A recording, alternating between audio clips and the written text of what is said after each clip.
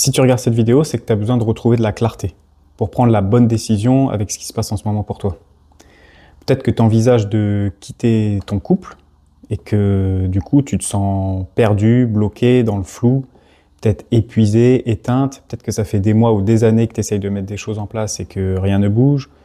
Peut-être que tu n'as pas vu venir le truc et il y a eu une perte de désir qui s'est installée et finalement un réveil de désir avec un autre homme ou une infidélité. Bref, tu te poses plein de questions et aujourd'hui, je vais essayer de t'aider à pouvoir mettre un peu de clarté sur la situation. Parce qu'en gros, il faut décider à partir d'un espace d'évidence, de clarté, et pas à partir des émotions, du flou ou d'un mood où tu es perdu. Parce que derrière le mot « quitter », il y a plein de choses qui se cachent. Il y a une histoire, il y a un futur, il y a des projets, il y a des enfants, des amis, une maison, une sécurité, des animaux, et encore plein d'autres trucs auxquels tu n'as pas encore pensé. Alors c'est sûr, aujourd'hui, tu luttes entre tout ce que tu as construit et la douleur que tu ressens actuellement. Mais il faut bien prendre conscience que les conséquences, elles sont importantes. Et je suis bien conscient que pour autant, le mal-être que tu vis en ce moment, il est aussi important. En gros, l'idée, c'est d'arriver à te dire « je sais exactement pourquoi je dois partir ou pourquoi je dois rester ». Avoir un tableau clair. C'est ça qui va faire que tu vas être en paix avec toi-même, que tu vas pouvoir expliquer à tes enfants droit dans les yeux, voilà pourquoi on a pris telle décision, voilà pourquoi je prends telle décision, parce que c'est une décision qui est 100% alignée. C'est ça qui fait que tu n'auras pas de regrets. Et pour ça, il faut avoir pris du recul et avoir une vue globale sur la situation, pas tomber dans les pièges, pour justement pouvoir décider avec clarté. Ça se passe en général en 3 étapes. Première étape, il va falloir faire le point. Donc faire le point avec toi-même, ce qui se passe en toi, avoir de la clarté intérieure. Faire le point sur ton couple, avec ta relation. Et surtout, pas tomber dans les pièges. Une fois que ce tableau il sera fait et clair, tu pourras prendre une décision. Et là, ça sera une décision qui sera prise depuis la clarté, comme une évidence. Et c'est celle-là qui va faire que tu vas te sentir soulagé, libéré d'un poids. Faut pas décider depuis la peur, le doute ou le flou ou l'émotion. Et aujourd'hui, si tu restes tourmenté, bloqué, c'est qu'il y a quelque chose qui t'empêche en fait de voir, d'entendre, de comprendre. Enfin, qu'il y a un truc à aller creuser, ouais. Et une fois que tu sais quelle décision tu veux prendre, en fait, tu as 2 choix. Soit rester. Et là, du coup, il faut mettre en place des choses pour reconstruire un couple dans lequel tu te sens apaisée, vivante et vibrante. Retrouver un équilibre qui vous corresponde à tous les deux.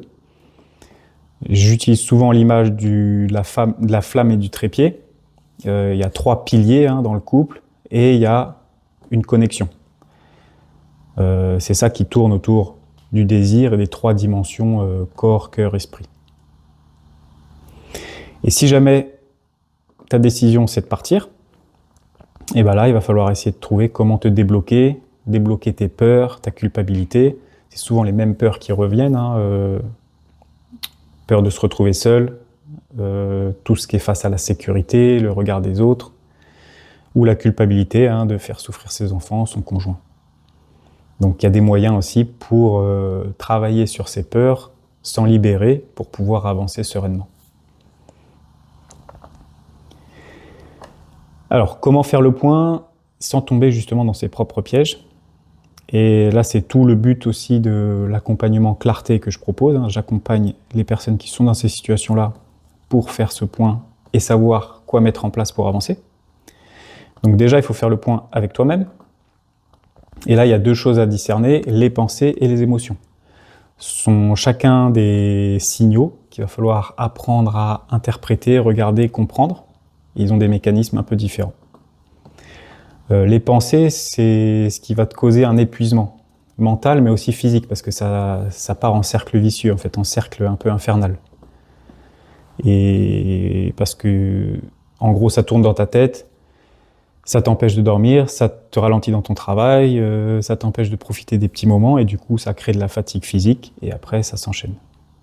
Et souvent, face à ça, le mauvais réflexe, c'est de fuir ou de ne pas écouter, ou de se dire « je vais arrêter de penser », Donc je me réfugie dans des activités, dans des distractions, dans le sport, pour justement fuir tout ça.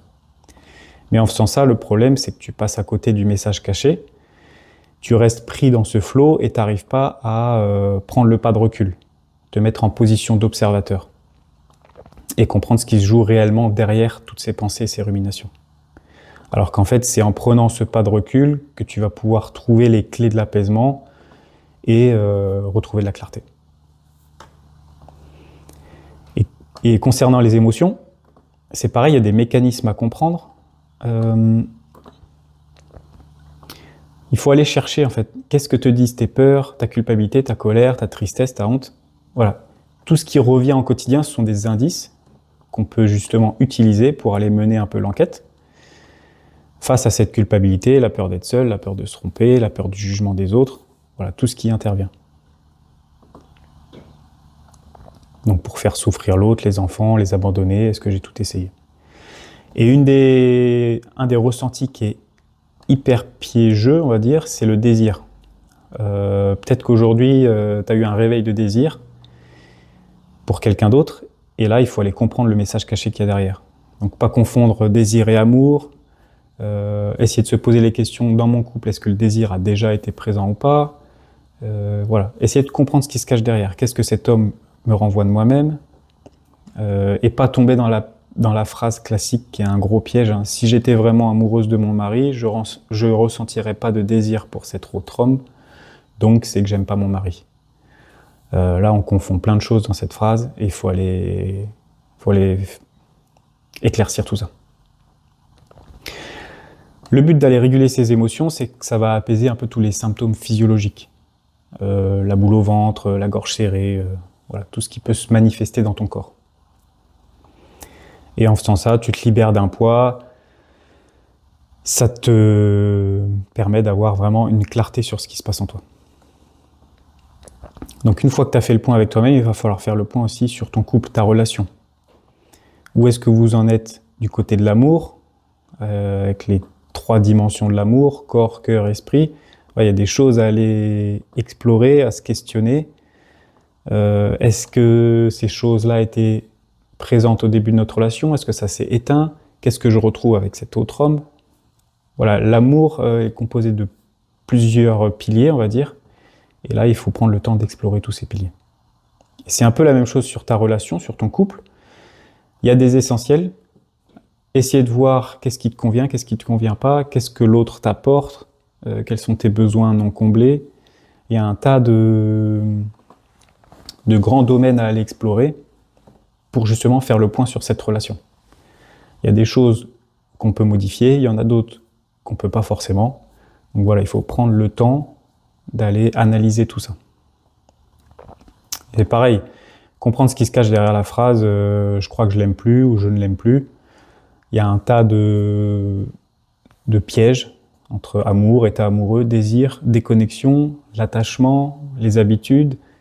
Est-ce que c'est des situations du quotidien qui reviennent et qui ne me conviennent plus? Voilà, il y a un tas de questions à se poser. Et surtout, la question essentielle, c'est est-ce qu'on a tout essayé? Est-ce que selon moi, il reste 1% de chance qu'on puisse reconstruire notre relation, notre couple? Et pour essayer de trouver la réponse à cette question, il faut essayer que tu te poses la question, comment je me sens à l'idée d'expliquer dans quelques années, droit dans les yeux à mes enfants, la décision que je prends là? Est-ce que je suis à l'aise, pas à l'aise, aligné, pas aligné? Et est-ce qu'au fond de moi, je crois qu'il y a encore un petit espoir?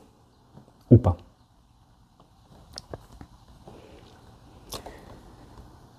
Alors pour ceux qui ne me connaissent pas, je vais me présenter. Je m'appelle Robin, je suis thérapeute de couple. À la base, je suis instructeur certifié en respiration fonctionnelle. J'ai accompagné et formé des gars du GIGN.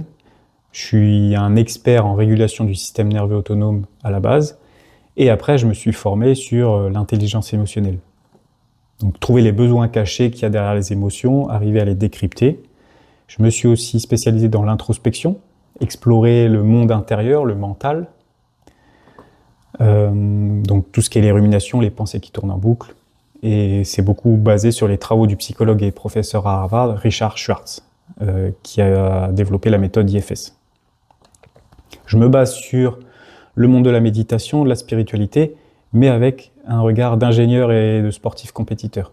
Parce qu'à la base, je suis ingénieur, je suis sportif compétiteur, et du coup, je veux des méthodes qui soient pragmatiques, concrètes, des actions efficaces, des instructions étape par étape. Voilà, je veux quelque chose qui soit applicable. Pour vous parler un peu de mon histoire, j'ai été à la fois victime de ces situations, puis aussi moi-même pris dans ce questionnement profond. Il y a bientôt 3 ans de ça, donc je suis passé par ces phases de questionnement, les ruminations, les doutes, les émotions. Et j'ai été donc suivi par des psys. Ça a été pour moi inefficace, je ressortais frustré. Bon, ça fait du bien de vider son sac sur le coup, mais pour moi, c'était un peu du blabla, entre guillemets. Ça manquait de concret, d'outils pratiques. Moi, c'est pour ça que j'ai voulu comprendre, me lancer dans l'exploration, de comprendre tous les mécanismes humains pour aller droit au but.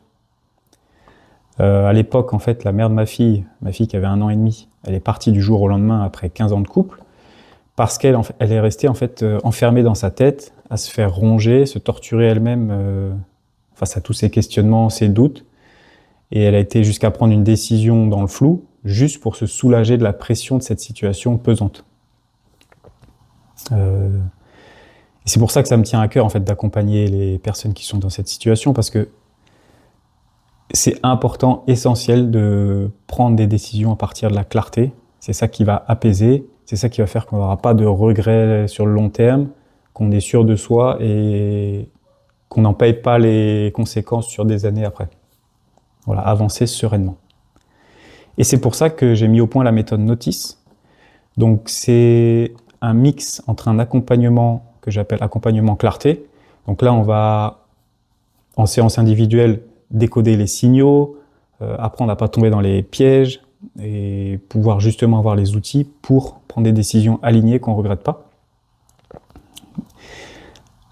En parallèle de ça, je fournis des outils qui sont justement pratiques, concrets, pragmatiques, pour aller au quotidien mettre des choses en place avec des instructions étape par étape. Et puis, il y a un suivi personnalisé de toute cette phase de questionnement, cette transformation, on va dire, qui peut se faire en couple ou seul. Il y a beaucoup de personnes qui commencent seules parce qu'elles font le point avec elles-mêmes. Et ensuite, elles continuent avec leur conjoint parce que soit à la base, lui, il est un peu fermé ou elles avaient besoin de prendre du temps pour elles pour faire le point avec elles-mêmes.